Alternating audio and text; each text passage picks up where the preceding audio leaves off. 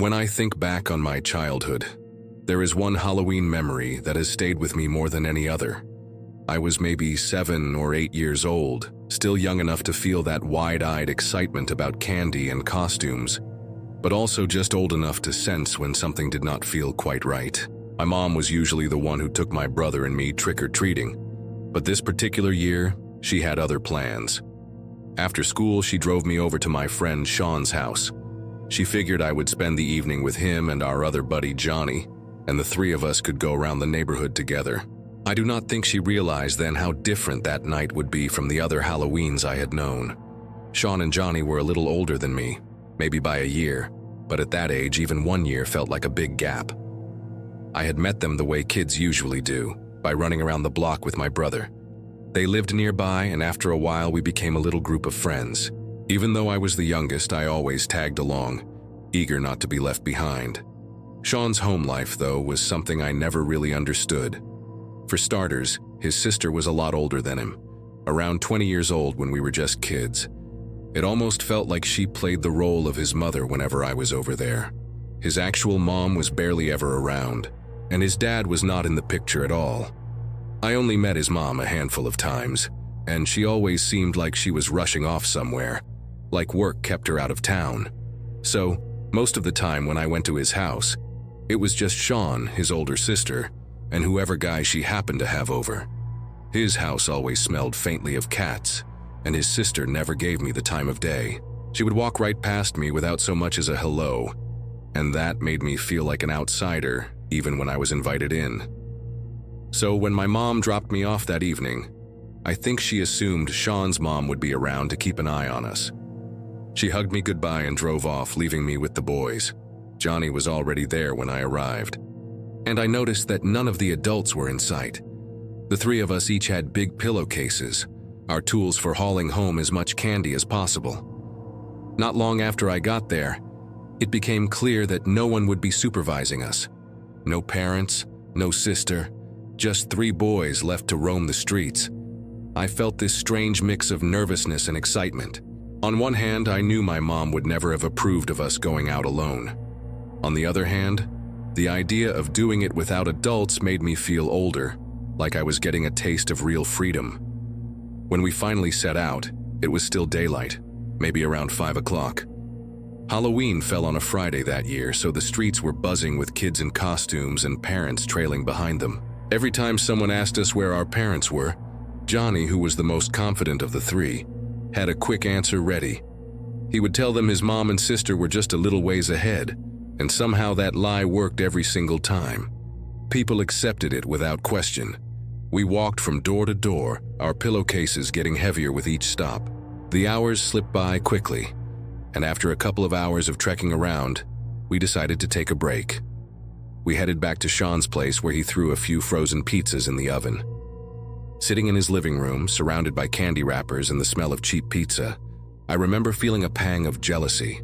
Sean seemed to live in a house without rules, without anyone telling him when to stop eating, what time to go to bed, or how long he could stay out. At the time, that kind of freedom looked like heaven. But as I grew older, I came to realize how much of a blessing it was to have 2 strict parents who cared enough to set boundaries for me. We spent about an hour at Sean's, eating pizza and watching Halloween specials on Nickelodeon. The orange glow of the TV mixed with the sugar rush from the candy, and it felt like the perfect Halloween break. Eventually, Johnny's mom came to pick him up, and just like that, it was down to Sean and me. Most kids would have called it a night, but Sean and I were not ready to be done. Our pillowcases were only halfway full, and we were determined to change that. So after Johnny left, Sean and I decided to head back out for what we called round 2. By now it was after 8 o'clock, and the streets looked a whole lot different than they had earlier. The bright parade of costumes and laughter had thinned out, leaving behind empty sidewalks and the occasional porch light flickering on. The air felt colder too, and the neighborhood suddenly seemed a lot bigger and darker. Still, we pressed on, eager to find houses we had not visited yet, eager to keep the night alive. Stepping out of Sean S. house for that second round of trick-or-treating felt different than earlier in the evening. The sky was completely dark now, and the warmth of the pizza and TV was replaced by the cold bite of autumn air. The streets that had been filled with little kids in costumes and parents chatting on the sidewalks just a few hours earlier were now nearly empty. A few porch lights were still on, and every now and then we would pass a group of stragglers, but for the most part, the neighborhood felt quiet, almost too quiet. I remember pulling my pillowcase higher onto my shoulder and thinking, man, this feels a little spooky. We had already been to most of the houses on Sean's block, so we decided to head farther out looking for fresh territory. Some houses were already done for the night, their lights turned off, their candy bowls empty. The people who did answer the door would often comment about how late it was or ask us where our parents were. By this point, Johnny wasn't around to do the quick lying for us, so Sean kind of stepped into that role. He would laugh it off or say something like, "Oh, they're right up the block." I mostly kept quiet, following his lead.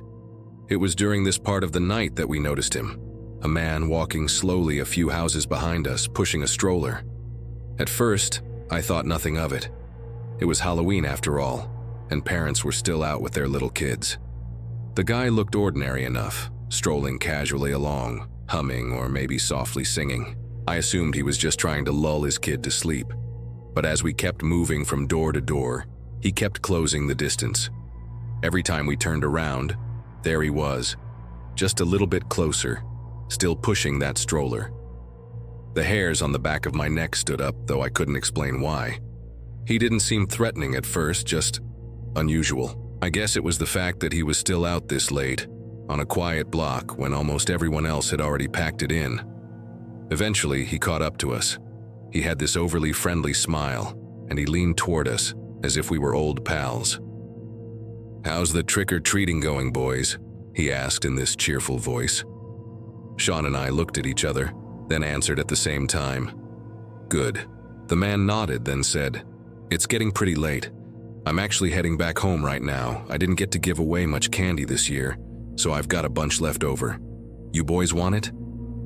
That was like dangling gold in front of two kids with pillowcases. Sean's eyes lit up, and I felt my stomach jump with excitement. It was every kid's dream to stumble upon a jackpot of candy. Sean asked, "What kind of candy?" And the man chuckled, saying he had bags of all kinds, chocolates, gummies, you name it. He motioned toward the stroller where a small plastic bag hung off the handle, half filled with candy. We both glanced at the stroller, but the top was covered with one of those folding sunshades, so we couldn't see the baby. The man noticed our looks and said, "She's asleep in there. I don't want to wake her, but if you guys just walk with me, my house is right up this way." He pointed down the block. Without much hesitation, Sean started following him, and I trailed behind. My excitement for candy battled with this uneasy feeling in my gut. I could not shake the thought that something was off. The man's tone was cheerful, but almost too cheerful. And as we walked, I realized how empty the street had become. The laughter and footsteps from earlier were gone, replaced by the sound of his shoes on the pavement and the faint squeak of the stroller wheels. He made small talk as we walked, asking us where we went to school, what grade we were in, and what part of the neighborhood we lived in. He laughed a lot, but it was this kind of forced laugh that didn't feel natural. Sean answered most of his questions, and I stayed quiet, feeling smaller and smaller with every step we took closer to his house. Every so often, the man would lean down toward the stroller and coo in a high-pitched voice, pretending to talk to his baby. Then he'd straighten back up and grin at us. It made my skin crawl. Something deep inside me screamed that this wasn't right. After a short walk, we reached his house. It was an ordinary-looking place, nothing special, but seeing him pull out his keys and unlock the door made me freeze for a second. He rolled the stroller up the walkway and into the living room, then turned to us with a smile. "Come on in, boys. I'll get those candy bags for you."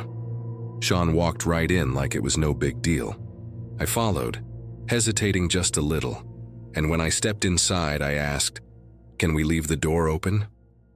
The man paused, almost like he hadn't expected me to say that. Then he said, "Yeah, of course," and pushed the door just wide enough so it was cracked open. He wheeled the stroller into the middle of the living room, about 10 feet away from us. "I'll be right back," he said. "Candy's in the other room."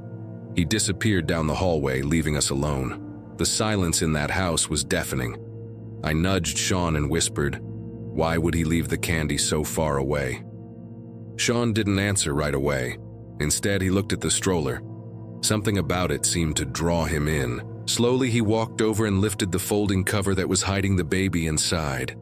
The look on his face when he peeked in will never leave my memory. His eyes went wide, and his mouth fell open like he had just seen something he couldn't process. He snapped the cover back down and hurried over to me. "Let's go," he whispered, his voice trembling. "Now!" Before I could even ask questions, he bolted out the door. My pillowcase weighed me down, but I ran after him as best as I could, my heart pounding harder than it ever had before. Halloween of 2016 started out like one of those ordinary days that you never expect to turn into a nightmare. I was in college at the time, living at home with my folks, and that year my parents decided I should be the one to stay in and hand out candy. My mom had gone overboard like she always did, buying what felt like 100 bags of candy. We lived in a cul-de-sac at the very end of a dead-end street, so the truth was, we never had more than a handful of trick-or-treaters. I always told her she wasted money buying so much, but she liked being the house that gave out plenty of sweets. So there I was, stuck with the job of candy duty. It was a Monday that year, and my college schedule was light. I only had classes on Tuesdays, Thursdays, and Fridays, so I had the whole day free. I went to the gym in the morning, then came home to knock out some assignments for class. By the time the sun dipped low in the sky, I was already feeling relaxed, like I had the evening under control. Around 4 o'clock, I started hearing the voices of kids outside, and before long, the first ring of the doorbell came. That was the signal. Halloween night was officially underway. For the next several hours, the night went the way you'd expect. Every time the bell rang, I'd grab the candy bowl, and every single time my dog, Vito, would go absolutely nuts. He was a rat terrier, a little ball of energy, and his bark was loud but anything but intimidating. He thought it was his personal job to alert us every time someone came near the house. The kids loved him, though. Sometimes I'd crack the door just enough for them to see him jumping around behind me, and they'd giggle. From the time the first group came until maybe 8 o'clock, I'd say we had maybe a dozen trick-or-treaters total. That was about right for where we lived. By then, the night was winding down. The porch light was still on, but the streets were getting quiet. Parents were herding their kids back home, and I figured the last of the candy gatherers had already come and gone. I ate some of my mom's leftover stew, then headed upstairs to my room to relax. I put on Game of Thrones, stretched out on my bed, and for once felt like I had a night to myself. I was 2 episodes deep into the show when the unexpected happened. The doorbell rang again. Vito jumped off the bed and exploded into barking, his nails scratching across the floor as he sprinted for the stairs. I froze for a moment, checked the clock, and saw it was about 9:30. That was way past the time when kids usually stop trick-or-treating. Curiosity got the better of me, so I went downstairs. Through the glass of the storm door, I saw a figure standing there. My stomach dropped. It wasn't a group of kids or even a parent with a little one. It was one man, tall and broad, wearing a clown costume. The mask was the kind designed to scare, with sharp features and a sinister grin. He lifted his hand in a slow wave, then pointed at the brown sack he was holding. The bag was almost empty, hanging limp in his grip. Everything about him felt wrong. I didn't open the storm door. Instead, I shook my head and said through the glass, "Sorry, we're out of candy." Then I shut the door and locked it quickly. As soon as the lock clicked, a pit of regret formed in my stomach. Why had I opened the front door at all? I had half expected some kid showing up late, maybe even a parent sneaking candy for their child. But this man was no kid, and he didn't look like any parent I'd ever seen. His size alone made me uneasy, and with that mask, he looked more like something from a horror movie than a neighbor. I stood by the door, listening for footsteps. Nothing. No crunch of shoes on the gravel, no fading sound of someone walking away. The silence was worse than anything. Then, just when I thought he must have left, the doorbell rang again. Vito went crazy, barking his head off, but that did nothing to ease the tension. My heart was thumping so hard I could feel it in my throat. I scooped up Vito, turned off the lights downstairs, and carried him upstairs with me. My logic was simple. If the house looked dark and quiet, maybe the guy would get the message. I shut Vito in my room, hoping to muffle his barking, then stood at the top of the stairs in the dark, straining my ears. That's when I heard it. A loud snap, like metal bending under pressure. It was the sound of the storm door latch breaking. Then came the rattle of the doorknob, someone testing it, twisting it, trying to get in. My chest tightened. This wasn't just some late-night trick-or-treater. This was someone trying to force their way inside. I felt my hands shake as I grabbed my phone. I texted my family in the group chat, but no one replied. I thought about calling a friend, but I knew none of my friends were that tall, and whoever was at the door was towering. This wasn't a prank from one of them. I tried to convince myself to relax, but the silence downstairs was unbearable. I returned to my room, sat on the edge of my bed with Vito whining at my feet, and turned the TV back on just to drown out the thoughts. But then, the doorbell rang again. My blood ran cold. This time I didn't move, didn't even breathe. I just sat there in the dark, listening, praying he would give up and leave. I sat there in the dark, frozen stiff, listening to that clown ring the bell over and over again. Every chime sent a jolt through me, like electricity running down my spine. Vito, my dog, was pacing in circles at my feet, growling low in his throat. He must have sensed how tense I was, because he would glance up at me with wide, worried eyes like he was asking me what the plan was. Truth was, I didn't have a plan. I just wanted this man to walk away and never come back. The doorbell finally stopped. Silence filled the house again, and for a brief second, I thought maybe the guy had given up. My heart was still racing, but I tried to breathe slow and calm myself down. Maybe he realized it was too late for candy and went off to bother someone else. I kept repeating that to myself, like a mantra, but then came the sound that made every hair on my body stand up, the unmistakable creak of my side gate opening. The gate led straight to the backyard, and from there the only thing separating the yard from my bedroom was a pair of sliding glass doors. I remember thinking, no way, he wouldn't actually try to come around back. But the heavy squeak of that gate swinging shut told me otherwise. I crept over to my bedroom window, careful not to make noise, and peeked out from between the blinds. My heart just about stopped when I spotted movement down below. The man in the clown costume was walking casually across the grass in my backyard, his mask gleaming faintly in the glow of the neighbor's porch light. He wasn't carrying his sack anymore. His hands were empty, swinging slowly at his sides. That somehow made him even scarier. I pulled back from the blinds and ducked low to the floor, clutching Vito close so he wouldn't bark.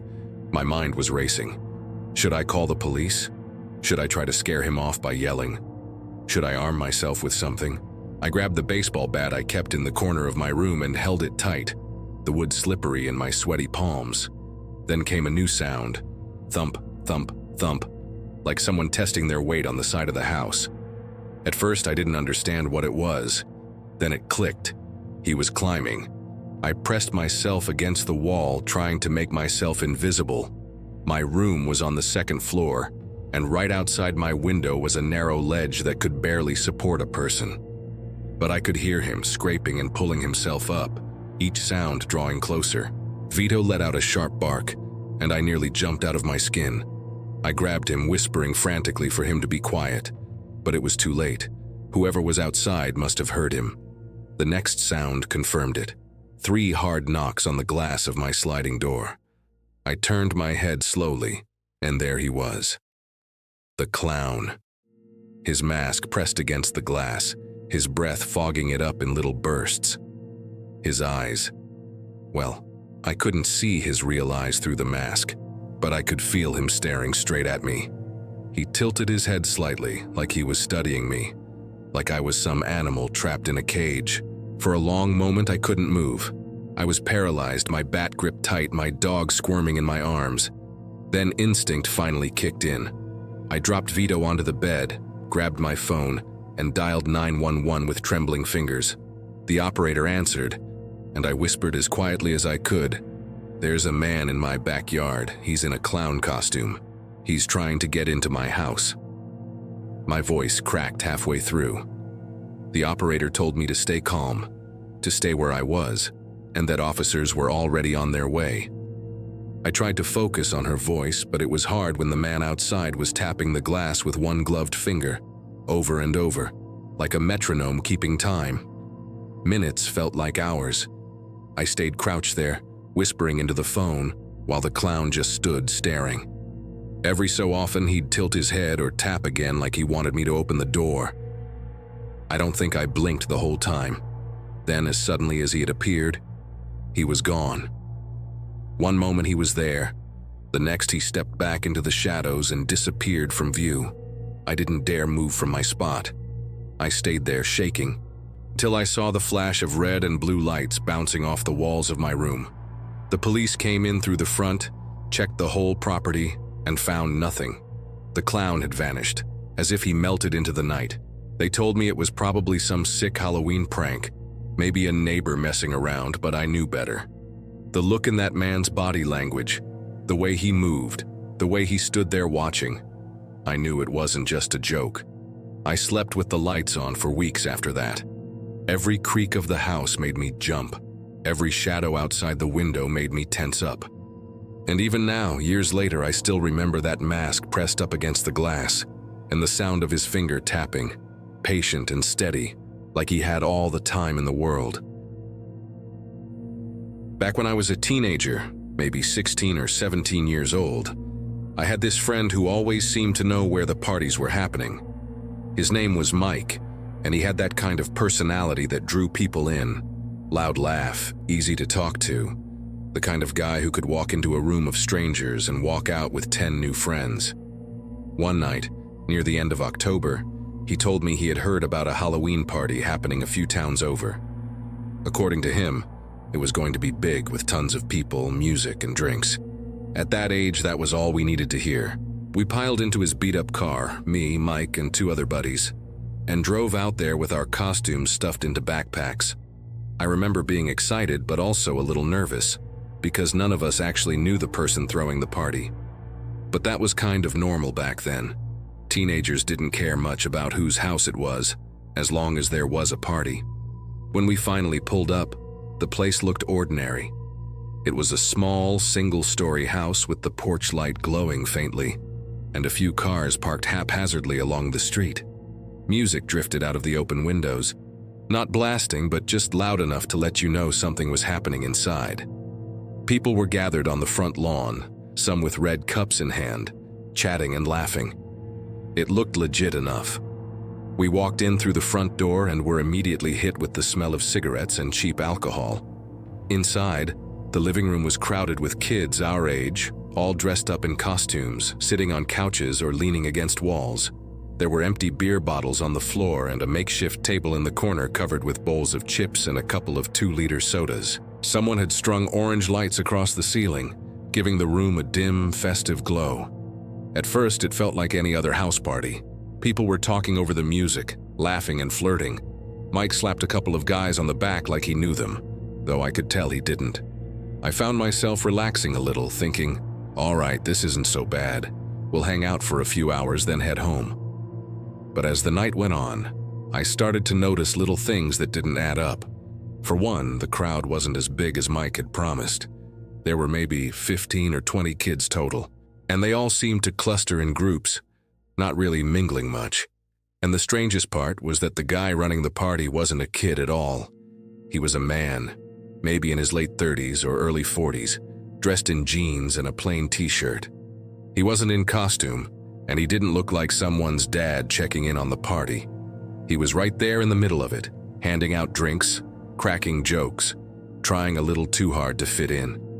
I remember thinking, whose house is this? But when I asked one of the kids sitting on the couch, she shrugged and said she didn't know either. That was the first moment I really started to feel uneasy.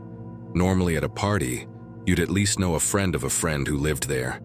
But this time, nobody seemed to know. The older guy eventually introduced himself. He said his name was Ron and that his kid was the one who had invited everyone. but his son had stepped out for a bit. I thought that was strange. What kind of teenager leaves his own party? Still, Ron kept smiling and encouraging everyone to have a good time, telling us to help ourselves to drinks and snacks. When I wandered into the kitchen to grab a soda, I noticed something else odd. The counter was lined with open bottles of beer, some already half empty, and a big plastic punch bowl filled with some kind of bright red liquid. Ron hovered near the counter, offering to pour drinks for anyone who wanted them. A couple of kids accepted, and I remember the way he carefully watched them take their first sips, like he was studying their reactions. It sent a chill down my spine. I stuck to the soda, twisting the cap off myself and keeping it in my hand the whole time. I didn't trust the punch bowl. Something about it felt wrong. Meanwhile, Mike was in his element. He was laughing, chatting up a couple of girls, and acting like this was the best night of his life. I tried to enjoy myself, but I kept glancing at Ron. He didn't act like a parent supervising. He acted like he wanted to be one of us, only he was too old, and it was impossible to ignore. His eyes kept moving around the room, lingering on people, following their movements. The longer I stood there, the more I realized how strange the whole setup was. A bunch of kids in a random house, no one knowing whose it really was, and an older man playing host. It didn't feel like a regular party. It felt like a trap we had walked right into without realizing it. That thought stuck with me, even as I tried to laugh and blend in. Something deep down told me that this night wasn't going to end the way we expected. At some point during the night, things started to blur together. I don't know if it was the soda I was sipping or just the nerves and atmosphere, but I started feeling lightheaded. My head felt heavy, and the conversations around me seemed muffled, like I was underwater. Mike was still having the time of his life, dancing around with a drink in his hand, but even he was starting to slur his words. I knew how much he could normally handle, and it didn't seem like he'd had enough to be that drunk already. That was the first time I wondered if maybe the drinks here weren't tea, as innocent as they seemed. Ron, this so-called host, was still weaving through the crowd, always grinning, always offering more drinks. I noticed that he never actually drank anything himself.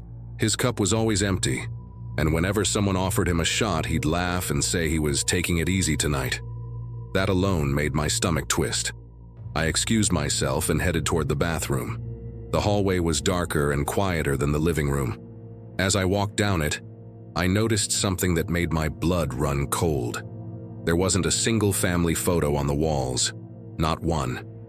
The house didn't look lived in at all. No coats hanging on the rack, no shoes by the door, no signs of a teenager who supposedly lived there.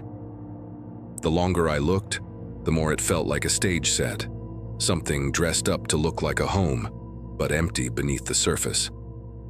I splashed some water on my face in the bathroom, trying to shake the groggy feeling in my head.